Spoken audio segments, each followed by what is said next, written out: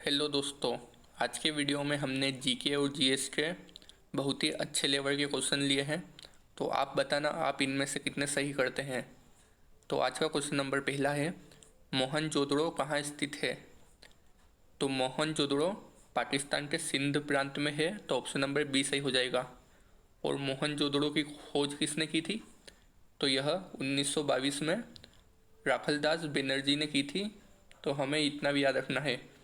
और इससे एक और क्वेश्चन बनता है कि मोहनजोदड़ो को और किस नाम से जाना जाता है।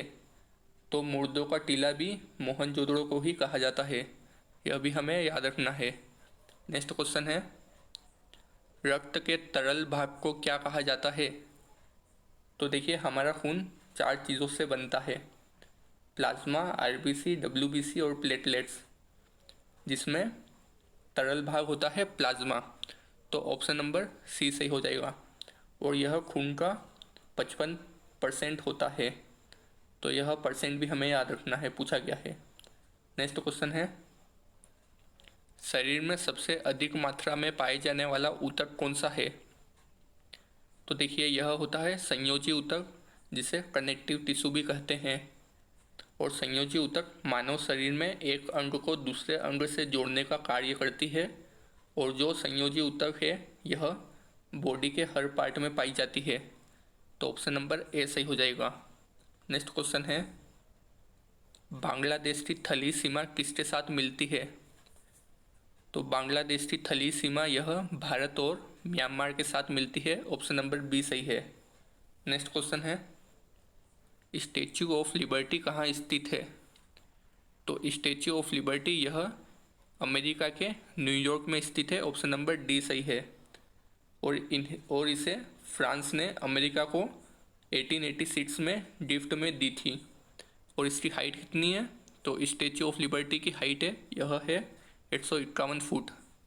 नेक्स्ट क्वेश्चन है, 2011 की जनगणना के अनुसार साक्षरता दर क्या है। तो यह है 74%। और अगली जनगणना कब होनी है, तो यह होगी 2021 में। तब तक हमें 2011 का ही डाटा याद रखना है।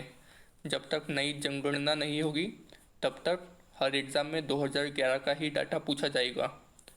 नेक्स्ट क्वेश्चन है, पृथ्वी के स्थलीय क्षेत्र में भारत का हिस्सा कितना है।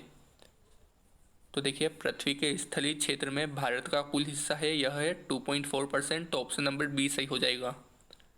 अगला क्वेश्चन देखते हैं, वर्तमान में कंप्यूटर का कौन सा स्टोरेज डिवाइस अब अप्रचलित है, जो अब काम में नहीं लिया जाता है। तो इसका ऑप्शन नंबर ए सही हो जाएगा, फ्लॉपी। और इसकी क्षमता कितनी होती थी, तो इसकी स्टोरेज लेवल केवल 1.44 MB ही होता था। और अब तो इससे ज़्यादा MB के फ़ोटो ही आते हैं।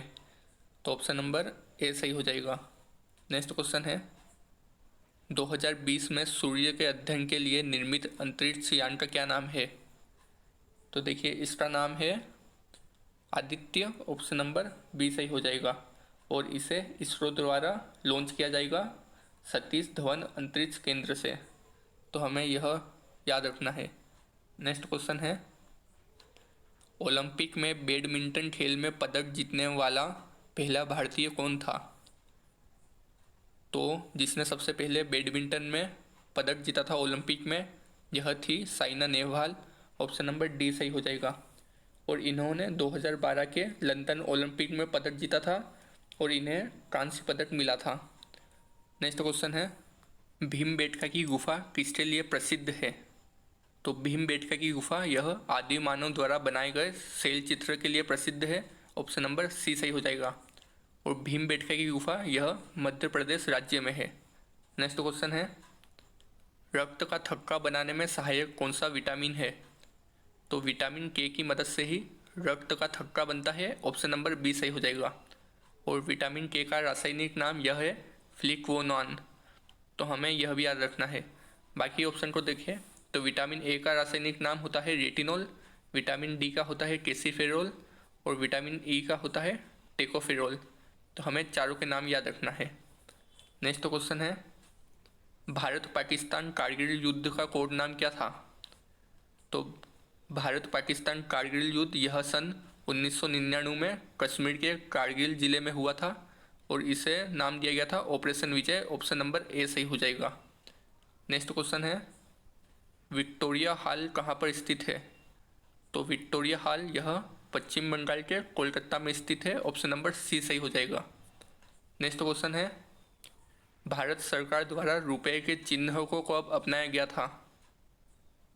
तो भारत सरकार द्वारा रुपए के चिन्ह को सन 2010 में अपनाया गया था। और यह भी पूछा गया है कि इसे किसे डिज़ाइन किया था? तो इसे उदय कुमार ने डिज़ाइन किया था। तो हमें यह भी याद रखना है। नेक्स्ट क्वेश्चन है, एक गतिशील वस्तु अनिवार्य रूप से क्या प्राप्त करती है? तो एक गतिशील वस्तु में गतिज ऊर्जा होती है। तो ऑप्शन नंबर ए सही हो जाएगा। नेक्स्ट क्वेश्चन है, बिस्मार्क ऑफ इंडिया किसे कहा जाता है? तो बिस्मार्क ऑफ इंडिया यह कहा जाता है सरदार वल्लभ भाई पटेल को। ऑप्शन नंबर ए सही हो जाएगा। और इन्हीं की प्रतिमा दुनिया की सबसे ऊंची मूर्ति बन गई है, जिसे स्टैच्यू ऑफ यूनिटी के नाम से भी जाना जाता है। और स्टैच्यू ऑफ यूनिटी की हाइट कितनी है? तो यह है 182 मीटर और यह गुजरात में है। नेक्स्ट क्वेश्चन है, ऑस्टियोपोरोसिस किस रोग से संबंधित है? तो ऑस्टियोपोरोसिस यह हड्डी से संबंधित है। ऑप्शन नंबर सी सही हो जाएगा। नेक्स्ट क्वेश्चन है, निम्न में से कौन ग्रीन हाउस गैस नहीं है? तो देखिए क्वेश्चन ध्यान से पढ़ना, इसमें नहीं है पूछा गया है। तो हाइड्रोजन ग्रीन हाउस गैस नहीं है। ऑप्शन नंबर डी सही हो जाएगा। नेक्स्ट क्वेश्चन है, भारत की सबसे लंबी सीमा किस देश के साथ है? तो देखिए भारत की सबसे लंबी सीमा यह बांग्लादेश के साथ है। तो इसका ऑप्शन नंबर ए सही हो जाएगा। अगला क्वेश्चन देखते हैं, भारत की दूसरी सबसे लंबी नदी कौन सी है? तो भारत की दूसरी सबसे लंबी नदी यह है गोदावरी। ऑप्शन नंबर डी सही हो जाएगा। और पहली तो सबको पता ही है, गंगा है। तो हमें यह दोनों ही याद रखना है। नेक्स्ट क्वेश्चन है, ज्वालामुखी विस्फोट में सबसे अधिक मात्रा में कौन सी गैस निकलती है? तो ज्वालामुखी जब विस्फोट होता है तो उसमें कार्बन डाइऑक्साइड गैस ही सबसे ज़्यादा मात्रा में निकलती है। तो ऑप्शन नंबर ए सही हो जाएगा। नेक्स्ट क्वेश्चन है, देश का पहला मोबाइल बैंक कौन सा है?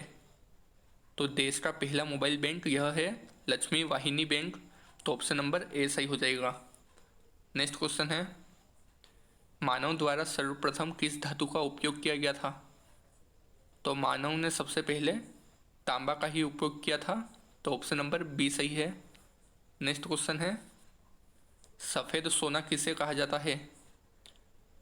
तो सफ़ेद सोना यह कपास को कहा जाता है। ऑप्शन नंबर डी सही हो जाएगा। और यदि पूछा जाए कि काला सोना किसे कहा जाता है, तो काला सोना कोयले को कहा जाता है। तो यह दोनों हमें याद रखना है।